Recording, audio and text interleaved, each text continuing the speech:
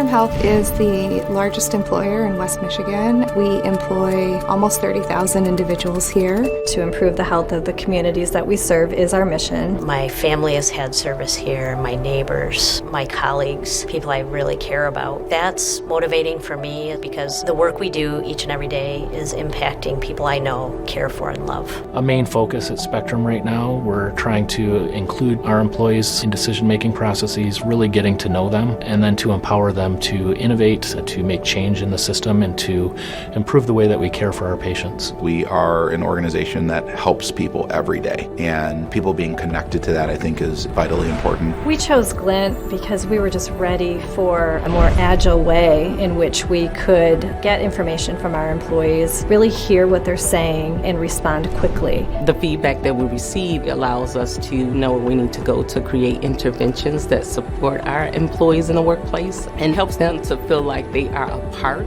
of the system and the changes that we make. It's not only listening, it's taking action on their suggestions because our employees have great feedback. It allows me to understand where my staff is coming from, how I can work to improve the areas that maybe they're struggling with, and what we're doing really great, and to celebrate those wins.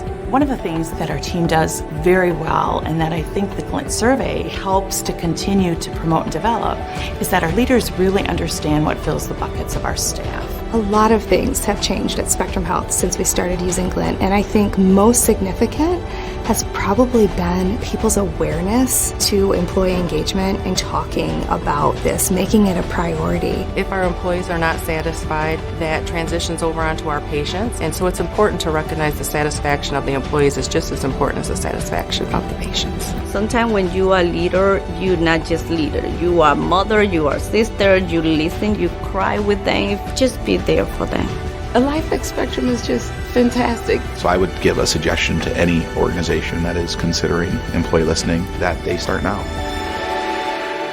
So how can we move this? Because it is a we thing, it's not a me thing. We have to do it together. I can't change it. We can change it, but I can't change it by myself. And that's what I really appreciate about this organization is at the end of the day, it's all about people.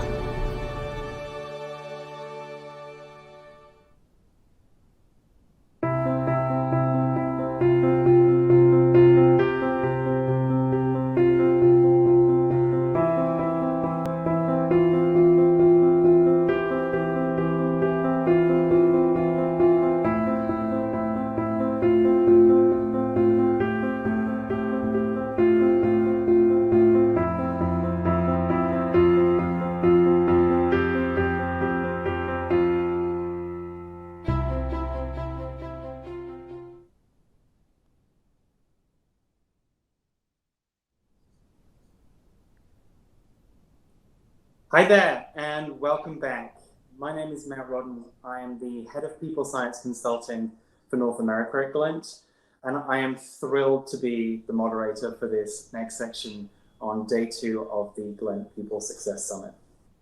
First of all, a huge thank you for Twila and Amy kicking us off with great form this morning, some wonderful discussion and awesome questions.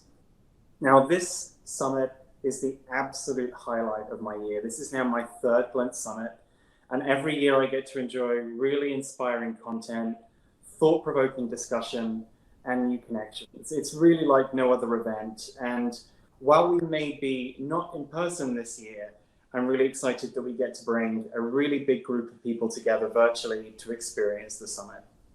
One of the reasons why I really love this event is that we make time for really good conversation.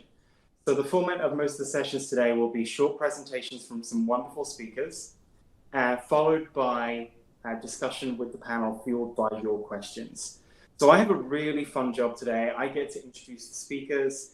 I get to ask them questions. I am here to be your voice today. This is truly your event. You are our people success experts. So please engage in the discussion, ask your questions, which you'll be able to pop into the virtual attendee hub. Now, our first session today is all about effectively implementing change.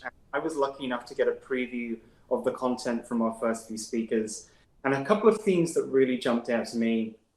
Number one is the theme of opportunity, seeing change as an opportunity rather than something to fear. I think change often feels really heavy. It's met with resistance. We make excuses that there's too much change going on in our organization. How could we possibly do more? But with everything going on this year, you'll hear from our organizations today, our partners, talking about how change has been a real opportunity for them to shake things up. And then the second theme that I saw within the presentations is of agility, pivoting when things don't go the way that you hope they might, or moving quickly when the environment around you changes. So with that, I'd really love to introduce our first speaker, Devon Voster, who is the Senior Director of Global Talent Acquisition and Talent Management from Whirlpool. Devon, I'll hand it over to you. All right. Well, thank you very much, Matt. I'm excited to be here with all of you today. And as Matt said, I am the Senior Director of Talent Acquisition and Talent Management with Whirlpool Corporation. I lead these teams within our global HR function. And I wanted to share a little bit with you today about Whirlpool's response to the pandemic, particularly how we've been able to focus on agility, resilience, and empathy in our response. So if you go to the next slide, I wanted to share just a little bit about who we are as a business, who we are as a company. We are proud to be the world's leading manufacturer of major home appliances. Many of you probably know some of our brands, which are listed along the bottom of this slide. I know for me, I have used my KitchenAid stand mixer more than ever in the last few months, as we've all been spending more time in our homes and in our kitchens. Just a few other stats. We operate in 20 countries across the world, and we have over $20 billion in annual sales. We also have 6 global brands that generate over $1 billion in annual sales. So that's a bit about us as a business. If we can go to the next slide. I wanted to really ground us today in very briefly the global HR strategy at Whirlpool. We've had this in place for a few years now. I'm not going to go into detail, but really wanted to ground us in the 3 main pillars of our strategy. One is extraordinary performance, the second is great people, and the third is a winning culture. And so I draw your attention to this winning culture pillar, and underneath it you can see our imperative under winning culture is to foster a bring out our best culture. And so what that means at Whirlpool is that we're equipping our people leaders to really bring out the best in their teams. And so as we entered 2020, in order to activate this culture, we knew that we needed to focus on our listening strategy. This was a huge part of this imperative, was really starting to listen to our employees much more frequently, really equipping our people leaders with data that will allow them to bring out the best in their team, which we didn't feel we had done a great job of previously, and we really wanted to double down on our efforts there. So we were able to gain approval from our executive team. It did take us quite a while to get approval to shift our approach, and I'll explain why in a minute. But we were able to gain approval to really reset our listening strategy and take a very different approach.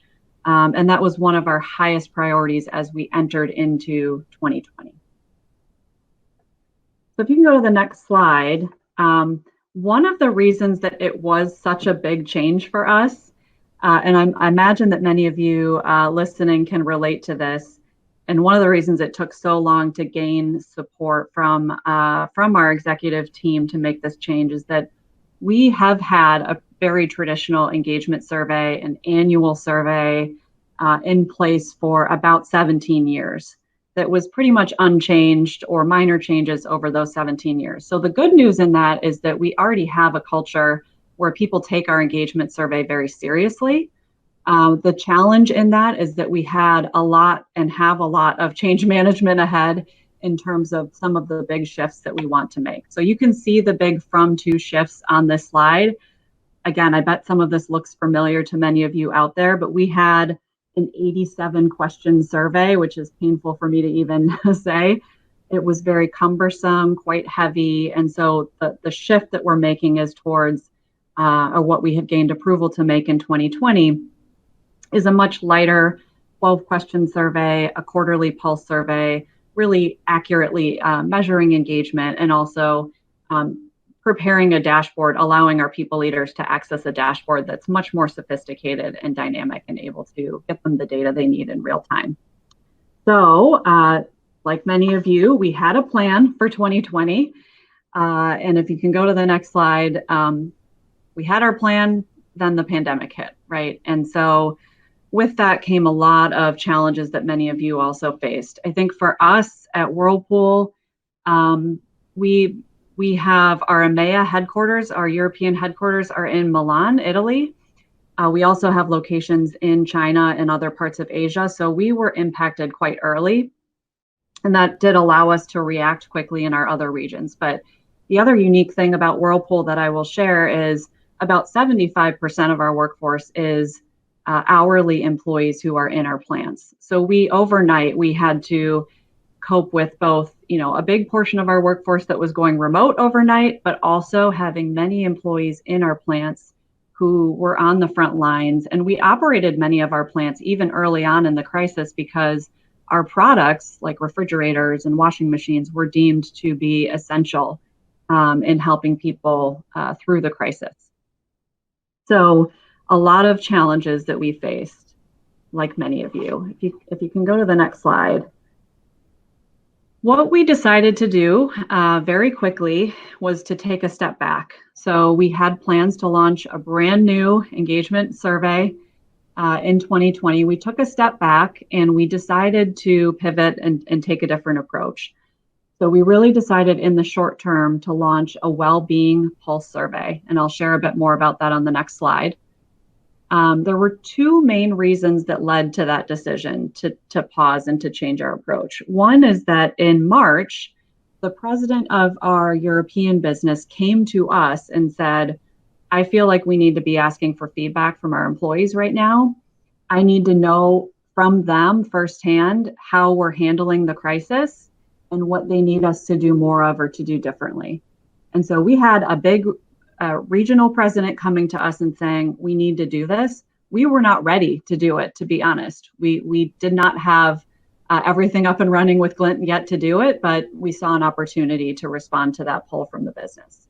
And the second main reason is that we wanted to send a very clear message to our employees that as the crisis was starting to unfold, their well-being was our top priority.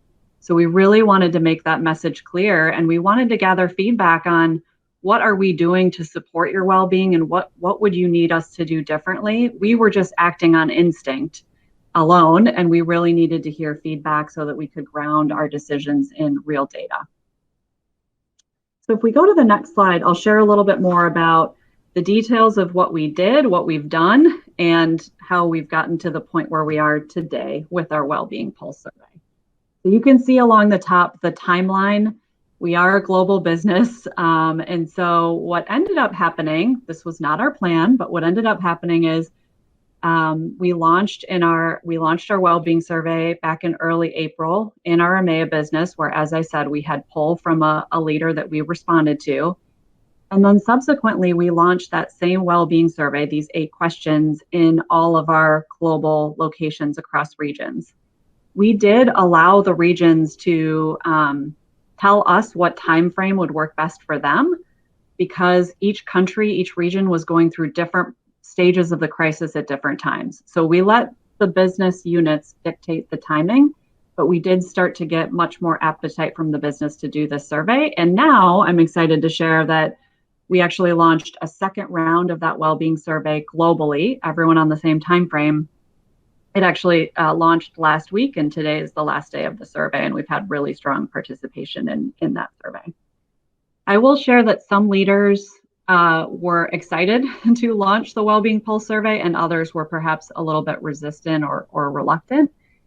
I think part of it is just a natural fear that I'm not quite sure if I ask for feedback right now, I'm not sure what I'm going to hear. Valid concerns. We were going through some difficult decisions around furloughs, mandatory furloughs, layoffs, etc.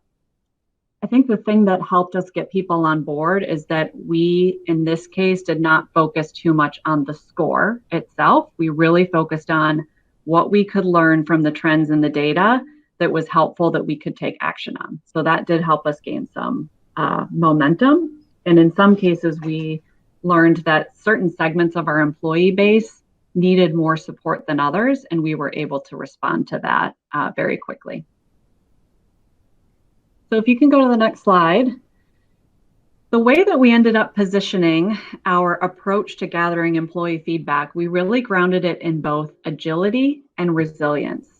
And so I'll talk a little bit about both of these. On the agility side, we position this as, look, we need to be agile in the way that we are responding to this crisis. So we pivoted our approach. We focused on a specific aspect of engagement, that being well-being.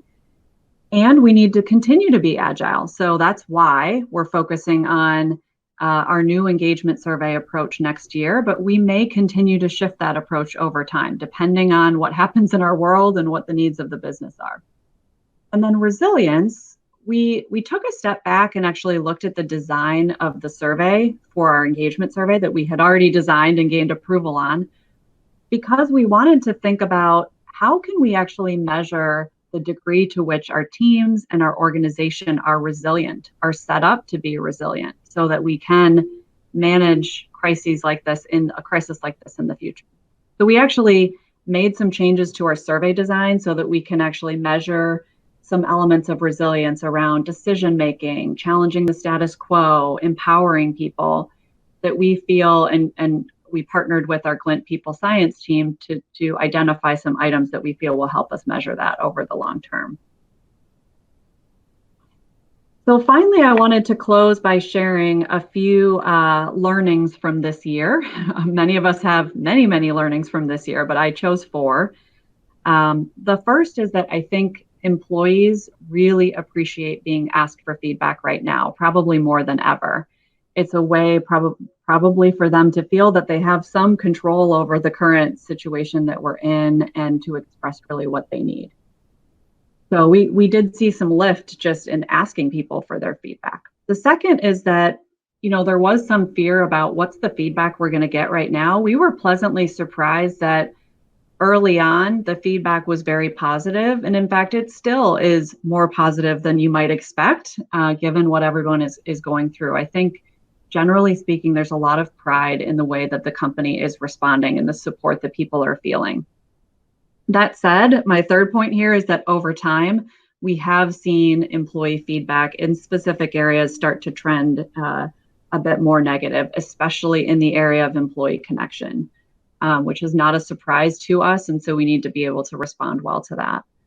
And then the last point here that I'll make is, we intentionally designed the survey such that our well-being survey, such that the results would primarily be shared with our senior leadership teams. In all honesty, it was partially because we weren't prepared to train all of our people leaders on the dashboard, on the Glint results dashboard yet. But we are hearing a lot of pull and interest from our people leaders, our frontline managers, to be able to get the feedback from their employees right now. And so that's something that we're continuing to explore and that we will certainly do early next year.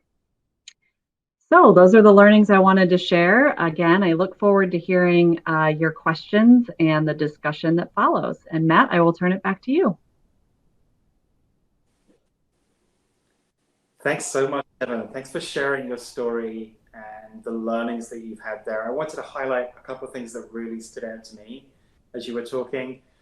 One, the shift to well-being, which is something I think we've seen across a lot of businesses over the last 6 to 10 months. And what a great message to send to employees, right? During this pandemic, our biggest focus from a people perspective is your well-being. And secondly, I love that you talked about the requests actually coming from the business, right? These feedback programs have traditionally been very HR driven, HR initiated, but the fact that you're actually hearing from leaders in the business saying, we really need to hear from our people right now is really inspiring. So thank you so much, Devon. I'm going to introduce our next speaker, Kathy Tomlinson, who is the Organizational Effectiveness Evangelist. What a great title at Flexera. So Kathy, I'm going to hand it over to you. Thanks, Matt. So as Matt says, I am Kathy Tomlinson, Organizational Effectiveness Evangelist at Flexera. So I've been doing that job for them for about 4 years now. And the most important thing that I've learned during that time is that global employee engagement is hard won and really easily lost. So I found very quickly that a well-penned strategy is not enough. It takes a really combined effort from a team of relentlessly dedicated leaders to maintain culture and help the global team through change. So I'd love to walk you through our experiences now during that time. So just to tell you a little bit about Flexera. At Flexera, change is constant, so we move incredibly quickly. We're a B2B tech firm. We're headquartered in Itasca, just outside of Chicago, but our offices and our home workers, who we call Cloudies, are all over the world. And despite the obvious challenges of 2020, we have changed. We have acquired a new company. We have launched a new brand. We have been recognized as a leader in 2 technology areas by Gartner's Magic Quadrant. And that sort of thing, it doesn't happen without a really energized team of outstanding professionals. So we work hard to be an award-winning employer for employee experience. And the engagement survey is one of the ways that we track this. So just to show you a couple of our people strategy slides that we've pulled out from previous years, always the pulse has been very central. So we have adopted our strategy based on the feedback that we got. And we did notice that in 2018, we were undergoing a lot of changes within the team, and we kind of took our eye off the ball. So we put the engagement pulse on hold for 10 whole months, during which time we acquired 3 companies, 2 of them global. We announced that we were relocating offices, closing offices, changing corporate strategy, reorganizing reporting lines, and the changes were excellent. They were just what we needed. They were fundamental to the business, but they were absolutely overwhelming for a lot of our employees. And we did figure that out eventually when we asked them a year too late. So I'm going to show you what we found in October 2018. We were really shocked by our engagement pulse results, and we shouldn't have been. You know, in the space of 10 months, things had gone wildly off track. We had a 10-point drop in engagement, bigger drops elsewhere, 15 alerts just on our home screen. And we were really baffled because we'd done so much to develop the people function, and our team members, they weren't happy. So we had to sift through all of our scores. We had 2,500 comments to look at. And some of the issues that were highlighted were a complete miss. We simply weren't addressing the things that the employees needed. But a lot of them, a huge number of the complaints, were requests for things that we were already doing. So the pulse highlighted a huge gap in communication for us. We weren't connecting the dots for people. And our senior leadership team, particularly our chief exec, took this really seriously. So going forward, as well as having our managers look at their dashboards and come up with their own action plans, we made a really specific decision to redirect the leader circle, give our leaders more responsibility to address global engagement and a commitment to monitor our process twice a year. And that's the journey that I'll walk you through now. So looking at January 2019, that was when we really got to work with using these results. So we pulled together our leader circle, who are a group of around 90 leaders from across the business. And we shared our concerns. We gave them the results and we asked them for their help. So we came up with a new agreement with our leader circle. It was pretty simple. We said, you can have more insight and more know-how on the running of the business, on the understanding that you take it back to your teams and you help them to connect the dots. So that kicked off a series of quarterly all-hands meetings with the leader circle, ad hoc meetings to give them previews of big announcements. And as you can imagine, having that system in place has been hugely successful this year when dealing with all the challenges of the pandemic. But the other key thing we needed was for them to help us fix this. So we asked them to participate in cross-functional projects to address the issues that had come up in the pulse. We called them micro teams. Every micro team would have a senior leadership team member to sponsor them. They'd have a lieutenant who was assigned to drive the project. They would have a subject matter expert to advise them. And then the rest of the team was made up of a nice, diverse, cross-sectional group of leaders to give real valuable input. And then we gave them really clear direction. We said, we are pulsing again in May. We expect to see an improvement. So you need to develop an action plan, meet regularly, communicate with the business what you're doing about it. There's going to be a readout to senior leadership in spring, and we will be back together in June, and we want to see how you've performed. So it was the first time we'd done anything like this, and when we got the results back in June, they were pretty good. They were pretty strong. So a lot of our teams had a very basic job on their hands because all they needed to focus on was communicating what we were doing. So it had a really immediate impact. Engagement came up 2 points globally. Every micro team saw at least a 1 point increase in their target scores, but some came up as many as 9 or 10 points. And the type of things they were doing were pretty straightforward. They were increasing communication on the company strategy, which saw a 6 point increase, increasing enablement and communication on customer satisfaction. We got a 4 point increase there. Introducing a mergers and acquisitions playbook for onboarding our acquired team members, so a 10 point increase in that area, and a business decision to assign a new vice president position to support acquisitions. So it made a big difference to us. But when we brought everyone together to look at the results, we also had an enablement opportunity for our leaders. So based on what we'd found through the pulse, we knew that change management was a really key need for us.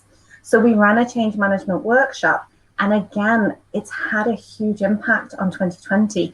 So terms like the change curve and the pulse of change, they've really been instrumental in helping our managers support their team members through everything that's happened this year. So when we got the results, the progress was so significant that we dropped some of the micro teams and we reformed around some of the key indicators that had come up in May. So we set up our new teams and we pulsed again later in the year in October to see how they'd done. And what we had lost in the blink of an eye in 2018, we were really slowly clawing back in 2019. So the score only came up 1 point for engagement in October, and we were still delighted because for an organization of our size, that's a strong move in the right direction. So just to tell you a little bit about the new micro teams, we then realized we needed a teams experience squad. So during the second half of the year, we pulled together a team to help us fix the issues we were having with using Microsoft Teams. We'd had it for almost a year and people were still saying things like, it's like a messy teenager's bedroom. I know what I'm looking for is in there, but I cannot find it amongst all the junk. So we, this time, adjusted a little. We had a few hangers on in the first half of the year. So now we asked people to self-select for the team that interested them. And it was the right call on this one because the team who fixed Microsoft Teams for us, they worked day and night around their usual role. They flew to head office, they locked themselves in rooms for days at a time, and they came up with a new approach to using Teams that has been a phenomenal success and had a huge impact on the way we work remotely this year. And another team that is definitely mentionable is our site leader team, our Epic Workspaces team. We have lovely offices. However, we had a lot of miscommunication about who owns the decision-making in those offices, and you would be flabbergasted at how quickly engagement goes through the floor if the coffee machine breaks and nobody knows who's going to fix it. So we formally appointed a site leader for every location, and we gave them the project to determine their own scope of control over budget, safety, engagement, and loads of other factors at their site. And again, the site leader program has had a huge impact on how we've adapted this year.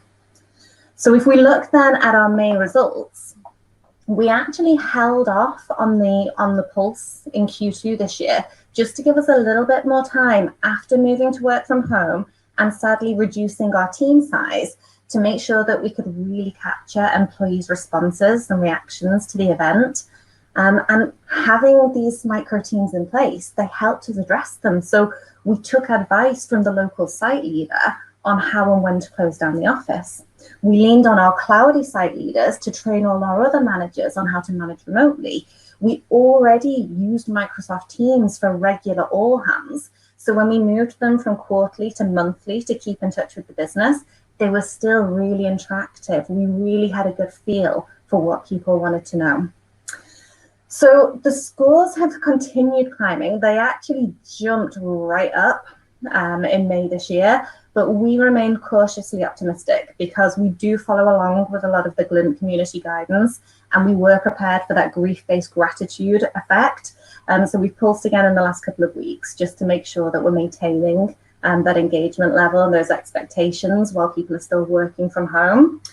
But like I say, we've pulsed. This is an ongoing journey. So the next steps for us are to see what information we gathered. So we still have a career micro team. That's the one that we're still holding on strong to because they're so important to us.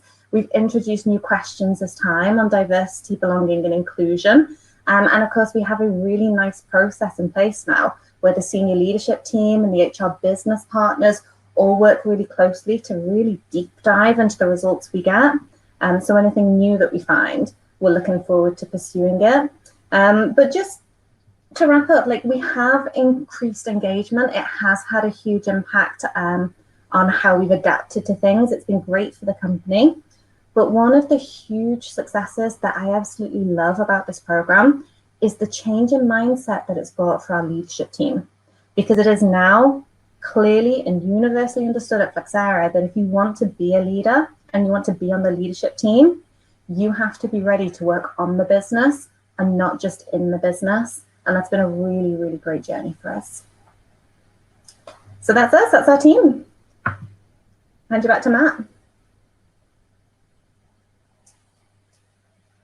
Thanks. So what a great story. Again, I wanted to highlight a couple of things that jumped out for me, Kathy, as you were talking.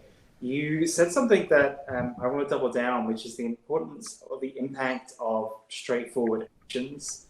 I think sometimes we get overwhelmed by employee feedback that, gosh, we've got to come up with a big new idea that's going to solve these. But actually, sometimes going back to the basics, remembering that sometimes people just want to be over communicated with or have the basics communicated to them can have a really big impact. So I loved that point from your presentation. And the second thing that I really enjoyed was the balance of selecting people to fix an issue. So, your leaders circle, you gave them a very clear mandate that we need to understand communications and why it's falling down and why our engagement scores are dropping. But also the balance of allowing people to self-select the things that they're interested in. When people have a vested interest, people are frustrated with Microsoft Teams, as you said, actually challenging them with sorting out what's going on can have a really big impact. So thanks so much. We've had lots of questions coming in during your presentation, so I'm really excited to get to some audience Q&A. And do keep the questions coming. Good 20-25 minutes to answer your questions. So the first question I'm going to start off with, Devon, is for you. We had a lot of questions about how do we act on survey results. So this one in particular, we are moving towards frequent pulse surveys. We have many leaders that they haven't had enough time, 4 months, to address results from the last survey. How have you helped your leaders become comfortable with more frequent surveys? Sure, I can definitely relate to that challenge. And we do hear quite a bit of that feedback, or we have heard quite a bit of that feedback over the last few months. In fact, in our North America business, we launched a well-being survey in July, and then end of July, early August. And now we are launching another well-being survey, at the end of October, early November. So it's just 3 months. They do feel like that's a pretty short time to be able to react to the feedback. I think one thing that we can do to help them be comfortable with that is to really spend the time to understand the data through the dashboard and prioritize their actions very, very carefully. They're not going to be able to come up with a 15-point action plan. They're really going to have to come up with the 1 or 2 biggest actions that they think are going to make an impact And then perhaps there might be specific employee segments that they can prioritize as well. So for us, for example, in some parts of our business, we saw much lower well-being feedback from some of our employee segments who are out in the field. Our hourly populations in the plants and specific plants, our field technicians who are going into customers' homes to repair equipment, we did see lower results for them. And so we really focused our effort on those employee groups where we saw, their well-being had dipped and, they needed special attention and support right now. So I think the best advice I can give there is to help leaders feel comfortable that they can't solve it all. They can't solve it all in 3 months or 6 months, maybe even 12 months. So that's why we need to use the data to help us prioritize as much as possible. Thanks, Devon. I completely agree. We often talk about just asking leaders to take one simple step forward. These laundry lists of action plans never work. We never do them all, but one simple thing. Kathy, anything that you can add from your perspective of Flexera about helping people take action, particularly when you're surveying more frequently? Yeah, I thought it was interesting really watching Devon's presentation. It's really good. And I was noticing the differences between ours. And honestly, when I volunteered to participate in this conversation, I wasn't sure Glint would want me because we're not best practice. We do it twice a year. We don't do it 4 or 5 times a year. And we did try that. We tried it with our managers and they weren't comfortable with the frequency. They weren't comfortable with having a different combination of questions each time, and you got to take whatever wins you can get. So we went for a longer survey twice a year and we've gotten really good engagement. So I'm still hopeful that we'll walk them back in that direction. But because we've created a framework that they're comfortable with, we then get a lot of buy-in with them for the action planning and the action setting. And I'm incredibly lucky that I have a fantastic HR business partner team that I get to partner with, and they work directly with the business. They know what their needs are. They can really interpret the data and help guide them towards good action plans, which in as many cases as possible, we communicate the action plans, because just like Devon was saying, when you ask people their opinion, the engagement jumps up. When we tell people what we're working on, we see that it has a really huge impact. But one of our business partners came up with a fantastic idea for secret recognition this year. So they have a secret action plan around recognition, because it would seem a bit disingenuous if they started to say, hey, we're going to tell you how great you are every week. So they're just doing it on the down low and it's working incredibly well. It's great. I love that. I think that's the first time I've heard of secret action plans. But love it. Great. I see lots of questions in the chat about action. So thank you for your perspective. I think this is a topic we can also bring up in our Ask the People Science session later on today. We're going to be putting some of our Glintsters and some of our LinkedIn partners in the hot seat to answer some questions. So we'll also ask them about what they've seen in terms of driving action in organizations. Lots of other questions coming in. Let me just take this one down. Start another one. Kathy, I have one for you here. Kathy, you mentioned acquisition of several global companies. How have you shifted or changed your culture from an us versus them to we us mindset? And how is this culture change reflected in your engagement questions, your results, and action? That's again a really good question. We were actually, when our scores dropped in October 2018, that was one of the ones that was really on the floor. So we'd had a few acquisitions very quickly, and honestly, productivity wise, we hadn't missed a beat. The new teams were really talented, and they'd really gotten to grips right away. But from the workforce perspective, we found that people didn't feel on a personal level or on a product level that we had a really clear integration strategy. So it's made a big difference. We split it into 2 questions, and we had 2 different micro teams, one based on product integration because we're a technology company, one focused on people integration. And the action that we've taken is based on the comments then. You got to really dive into what's going wrong there, where are the gaps, what's missing. And we've come up with some really good integration approaches, like bringing everybody into head office, assigning them a buddy, having brown bag lunches, getting really connected with the new team members. We've even changed the way we approach their roles and where they fit in, and how much we disperse them amongst existing teams, and how much we encourage the local site to share their best practices so the other site leaders can learn from them. So a lot of our micro teams actually have a really good knock-on effect with one another. And I think as part of our micro team approach, when we brought them all together for that midpoint readout to the senior leadership team, they saw a lot of those opportunities to cross-pollinate their projects. So it's definitely a work in progress, because we're a company that really leans into M&A. So it's something that we want to continue to grow, but that's the journey that we started. But anyway. Great. Thanks, Kathy, so much. Okay, keep the great questions coming. Let me scan through what else we've asked here. Devon, can you share more detail on how you're measuring resilience in your employee feedback surveys? Sure. Yeah, I'm glad to share a bit more about that. Just to be clear, we haven't started that survey yet. So we focused on our well-being pulse survey throughout 2020, and that's what we're still focused on this month and next month. We'll be launching our first quarterly pulse survey that has some stable questions each quarter and some rotating questions each quarter. We'll be starting that in early Q1. But what we did, we partnered with our people science team, and we took kind of a fresh look at the questions that we had in our survey. And our people science consultants kind of encouraged us to take a look at some of the questions that the research would show are related to resilient teams and resilient organizations. So for example, how are decisions made?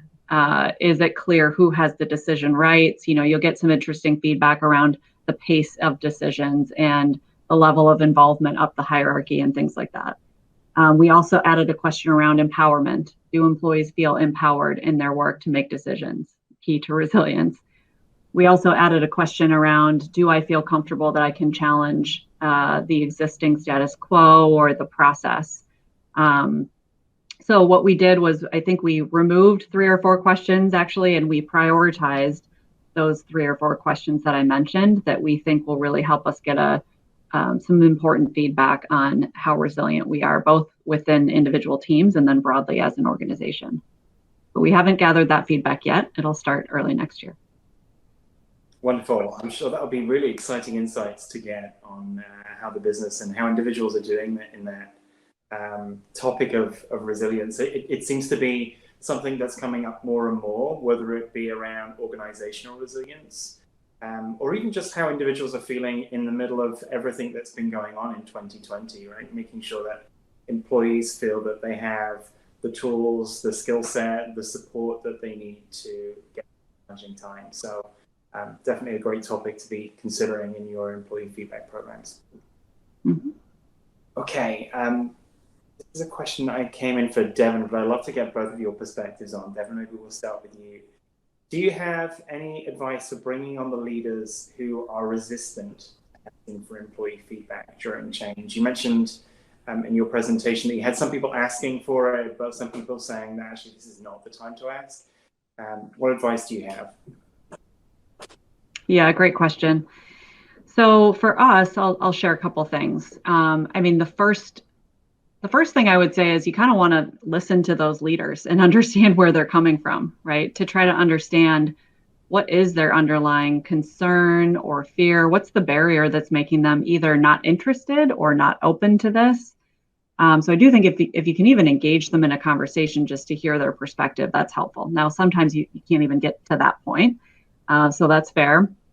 I do think for us, what helped is that if you have even a single leader in your organization who has some level of influence and is on the senior leadership team or even a couple layers down from the most senior team, use them to your advantage, right? Help them start asking questions within their leadership teams to say, hey, I was nervous about what I would hear too, for obvious reasons, right? People are going through a lot right now. But if we don't ask, we don't know. We don't know how to take action on the feedback. So I think the other thing that helped us is really think critically about what are some of the patterns in behavior that maybe aren't serving us as well as they could. So for us at Whirlpool, we definitely had and still have a bit of a pattern around evaluation and kind of scoring ourselves, right, on on engagement. And to some degree, the score kind of became the end goal, became the end of the whole experience, instead of the data and the results actually being the start of the experience, actually sparking conversation and helping us be curious about, well, why are we seeing the results that way? And what should that cause us to look into more? And so I think what we did differently with the well-being surveys is we were very intentional about not focusing as much on the score and comparing businesses across different parts of the regions or different functions.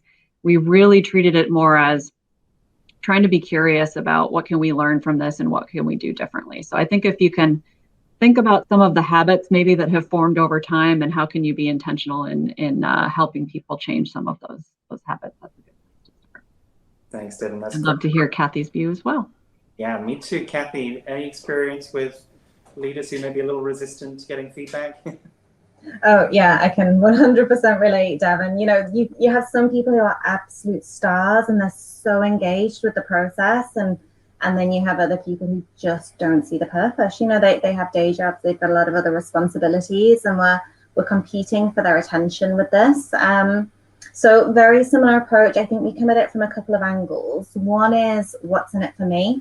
So as a manager, why do I want this information? Why do I want this data? And one of the areas that we try and come at that really positively is we hold up these shining examples. We get reports from Glint of which managers have been most frequently in their dashboard, who's using their action plans, and we hold them up at all hands. And it's not a focus on who's got the best scores. It's a focus on who is using the information, who is talking to their teams, how are they using it?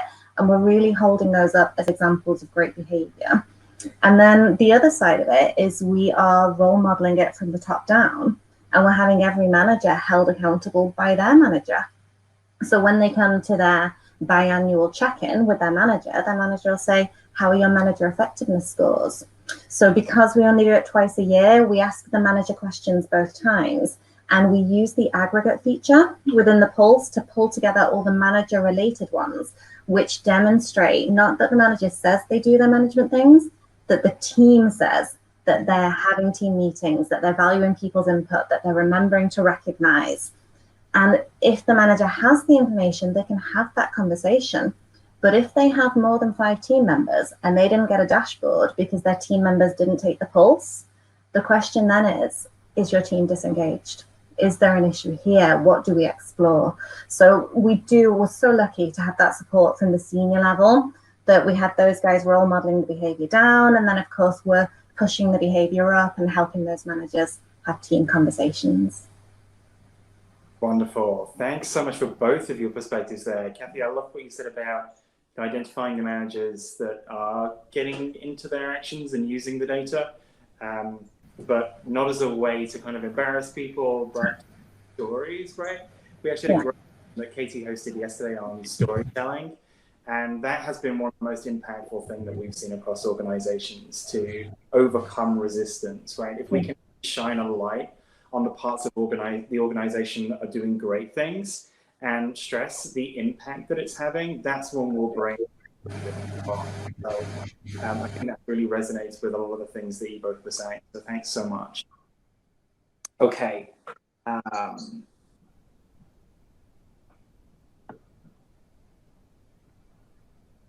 Devon, you spoke about the well-being pulse and moving from relying on instincts to getting data about how employees were feeling. Any examples of surprising insights in that process? Yeah.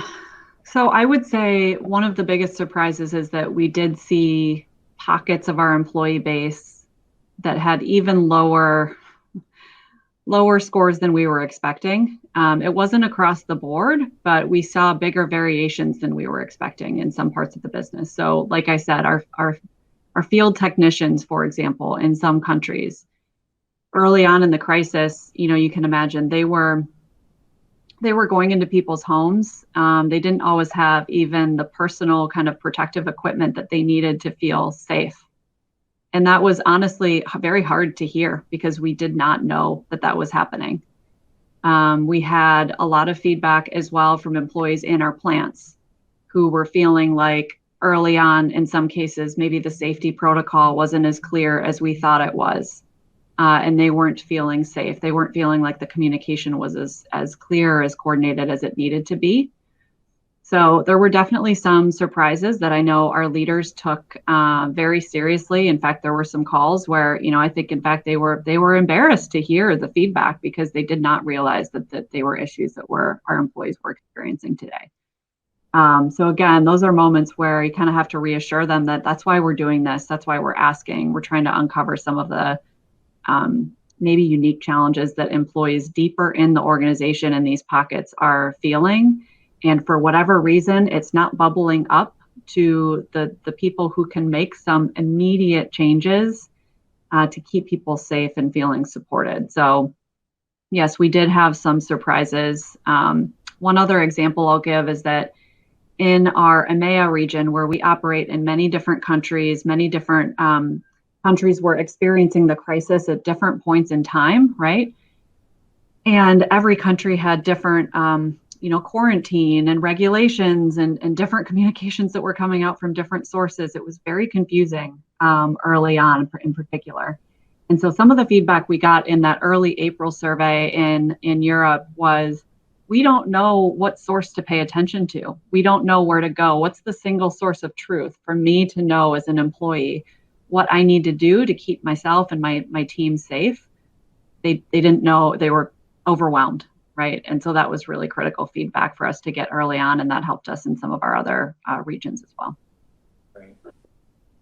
Kathy, how about you? Any surprises that you've seen in your survey feedback? I know you mentioned it was perhaps a surprise or one that you should have expected, that the scores went down after a while, but any surprises that have helped you generate insights and take action within Flexera? Yeah, I think along similar lines to what Devon's experienced, it's finding out where there's misunderstandings or miscommunication or a lack of support that you can't know just by running the business. People all over the world in different teams with different managers have very different experiences. So just a couple of examples of things that really knocked me sideways were, we have unlimited paid time off in North America, and we don't have that in the UK. And I think that that's an amazing benefit. But we've had plenty of comments saying, I now feel like I'm not sure how much time off I can take. And it's affecting people's work-life balance in the opposite direction to what it was supposed to be. And that's just a management enablement thing. It's just a making sure that the messaging between the manager and the employee of expectations is there and it's the right thing. Sometimes people feel in pockets of the organization that the goal setting process is too complicated and it's too much of a stretch. How am I going to achieve this? And we need to go back and spend time with those managers and make sure that they're using the tools we've given them to provide the consistent employee experience. So it's been incredibly useful to us from that regard. But I must admit, everything comes as a surprise. I make all these predictions every single time we do it. I predict how it's going to shake out, and I'm always surprised by which ones are stronger and which ones are weaker. It's amazing sometimes how this feedback can reinforce what you expect and then throw up these surprises in the middle of nowhere, but actually they can give you some really clear direction on what to do to make employees feel happier and more supported. Okay, I think we're going to move to our final question. And Kathy, this one's for you. You mentioned micro teams and site leaders. Do you see these as a bridge between employee engagement results and the employee experience? Yeah, 100%. I mean, this is just one way that we're approaching it because we realized that we had some global issues that needed addressing.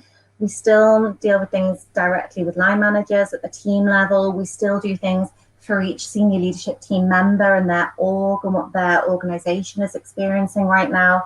But yeah, the micro teams are directly there to help address global concerns, but we really hype them up. So we really make sure that everybody knows we heard you, this is what we heard, this is what we're going to do about it, this is who's working on it, so you can contact them with your input. And more than ever before, with this career micro team, we are then picking people up as we go. So it's definitely spread way beyond the leader circle. And any manager who has shown good movement on the career score, we loop them in.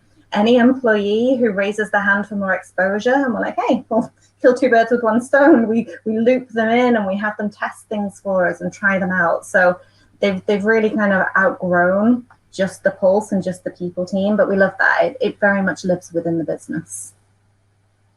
Fantastic. Thanks so much. Unfortunately, we're out of time for questions. So Devon, Kathy, thank you so much for sharing your stories today, your insights, your learnings, which I'm sure a lot of people have taken some good takeaways from. I certainly learned a lot from you both today. So thanks a lot. And I will now hand it over to Katie to tell us what's up next. Thanks, Matt, and thanks to Kathy and Devon again. Great engaging session.